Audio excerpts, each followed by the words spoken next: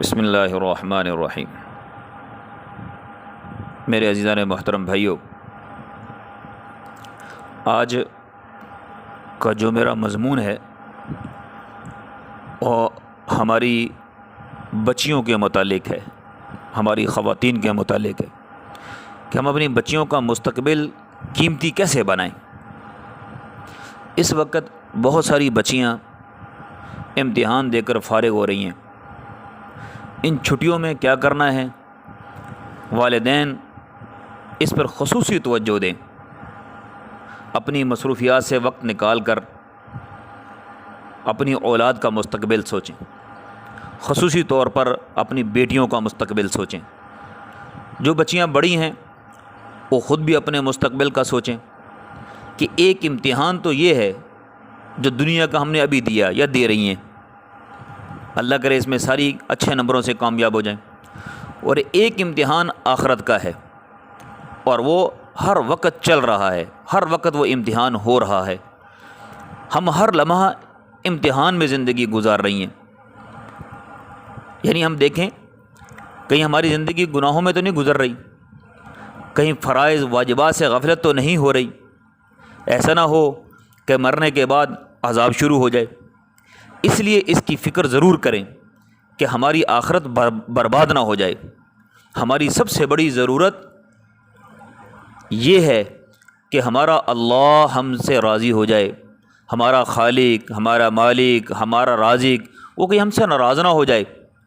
اللہ کو راضی رکھنا یہ سب سے مقدم ہے، اس لیے فارغ اوقات کو قیمتی بنائیں۔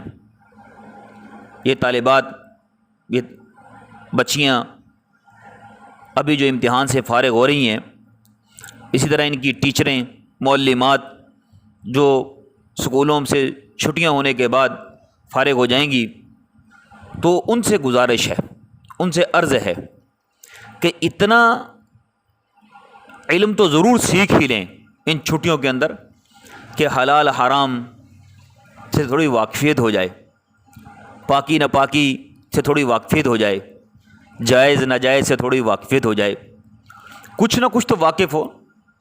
میں شادی ہونے کے بعد پتہ چلے کہ میرا خامند کا کیا کما کے لا رہا ہے، حلال ہے حرام ہے، میرے کپڑے پاک ہیں ناپاک ہیں، میں زندگی پاکی میں گزار رہی ہوں ناپاکی میں گزار رہی ہوں، میرے لیے یہ کرنا جائز ہے یا ناجائز ہے۔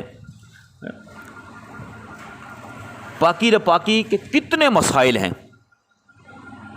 حرام حلال کے کتنے مسائل ہیں، جائز ناجائز کے کتنے مسائل ہیں۔ ہماری اکثر بہنوں کو تو پاکی ناپاکی کا تو پتہ ہی نہیں، چاہے وہ پڑھی لکھی ہیں چاہے وہ ان پڑھ ہیں۔ کتنی میری مائیں بہنیں ایسی ہیں جن کو آج تک کپڑا پاک کرنا نہیں آتا، ناپاک کپڑے پہن کے پھرتی رہتی ہیں، بچوں کو ناپاک کپڑے پہناتی ہیں، گھروں میں مردوں کو ناپاک کپڑے پہناتی ہیں۔ گھر میں کسی ایک فرد کا کپڑا ناپاک ہوا کسی بھی طرح، مشین کے اندر سارے کپڑے پاک ہیں، ہم نے وہ ناپاک کپڑا جو ہے ان پاک کپڑوں میں ڈال دیا تو سارے ناپاک کر دیے، مشین بھی ناپاک کر دی، جہاں جگہ پہ دھو رہی اس جگہ کو بھی ناپاک کر دیا۔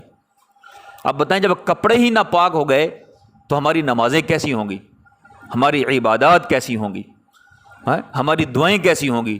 بنیادی چیز تو کپڑے کا پاک ہونا ہے، جب کپڑا ہی پاک نہیں ہے تو عبادت ہی نہیں ہوتی انسان کی۔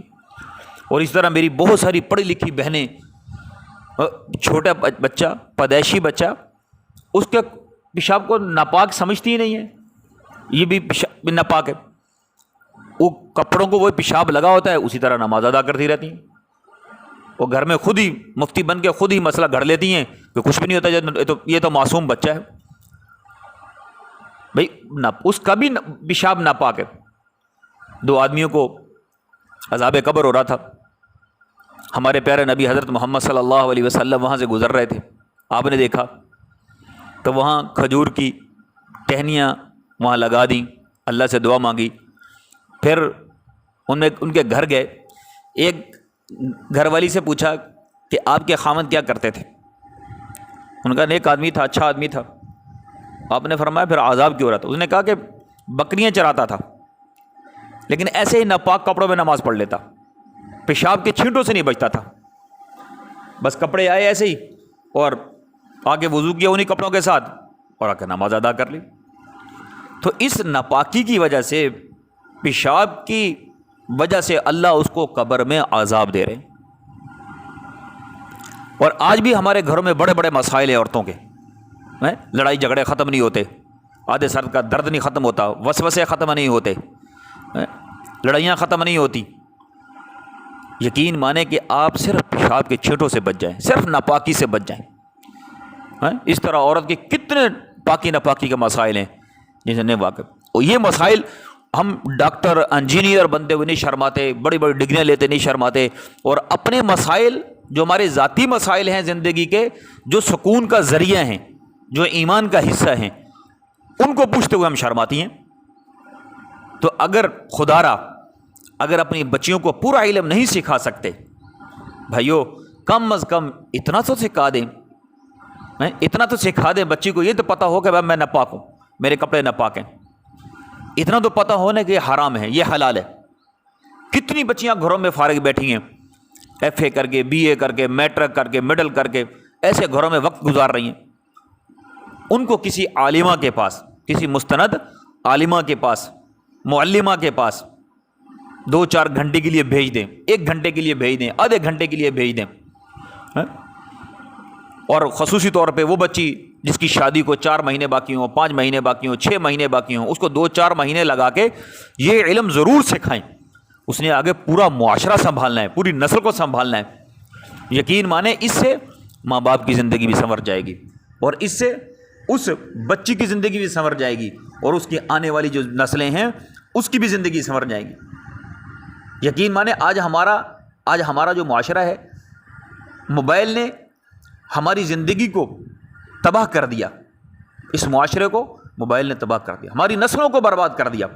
آنکھیں برباد، کان برباد، سوچ برباد، خیالات برباد، انسان کی صحت برباد، تباہ در تباہ ہوتی جا رہی ہے، تباہ در تباہ ہوتا ہے۔ خدا را اس سے اپنے معاشرے کو نکالے، اس کی بجائے اپنی بچیوں کو موبائل جو ہاتھ میں تھما دیا ہے، گھر میں باپ موجود ہے، جوان بھائی موجود ہے، اور میری بیٹی میری بہن بڑے بڑے موبائل لے کے پھر رہی۔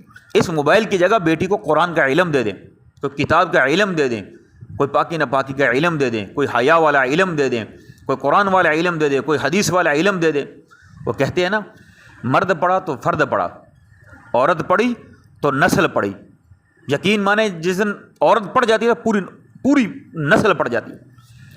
وہ کہتے ہیں کہ عورت سے اگر علم چھین لیا جائے تو جہالت نسلوں تک سفر کرتی ہے، اور عورت سے حیا چھین لیا جائے، علم کے نام پر اگر عورت سے حیا چھین لیا جائے تو بے حیائی نسلوں تک سفر کرتی ہے۔ تو آج یہ کچھ ہو رہا ہے، آج ہماری یونیورسٹیوں میں کیا ہو رہا ہے، آج ہمارے کالجوں میں کیا ہو رہا ہے، یہ تعلیمی اداروں میں کیا ہو رہا ہے۔ تعلیمی ادارے میں موبائل کو ساتھ لے جانے کی کیا ضرورت ہے؟ یہ تو تعلیمی اداروں کے سربراہوں کو بھی سوچنا چاہیے کہ بیٹی علم پڑھنے آئی بیٹھی ہے، بیٹی کورس کرنے آئی بیٹھی ہے، وہ موبائل ہاتھوں میں لے کے بیٹھی ہوئی، اور اخبارات کی سرخی میں ہم پڑھتے رہتے ہیں ہماری بچیاں، ہماری نوجوان نسل نشے پہ لگ گئی۔ بھائیو یہ کہاں جا رہی ہیں، یہ ہمارا معاشرہ کہاں جا رہا ہے؟ خدا را میں ہاتھ جوڑ کے آپ لوگوں کے سامنے ہاتھ جوڑتا ہوں، اپنی نسل کی فکر کرنے، ورنہ اگر اس صلاح میں ہم لوگ بہہ گئے تو اللہ کی قسم تو ہمارے پاس کچھ نہیں بچے گا، ہمارے پاس کچھ نہیں بچے گا۔ اس لیے میری گزارش ہے کہ بچیوں کو چھٹیاں جو ہونے والی ہیں، اور اسی طرح جو بچیاں امتحان دے چکی ہیں، گھروں میں فارغ ہیں، تو کم از کم میں یہ کہتا ہوں کہ ان کو پہلے تو میں یہ کہوں گا ان کو عالمہ بنائیں۔ وہ عالمہ نہیں بن سکتی تو کم از کم اتنا علم تو ضرور دے دیں کہ ان کی زندگیوں میں اتنا شعور آ جائے کہ یہ موبائل جیسا دجال یہ ہماری زندگی کی ضرورت نہیں ہے۔ اس کے لیے سارے بھائی کوشش کریں گے نا جی۔ اللہ پاک سے دعا ہے اللہ ہماری نسلوں کی حفاظت فرمائے، اور اللہ ہم سب کو عمل کرنے کی توفیق عطا فرمائے۔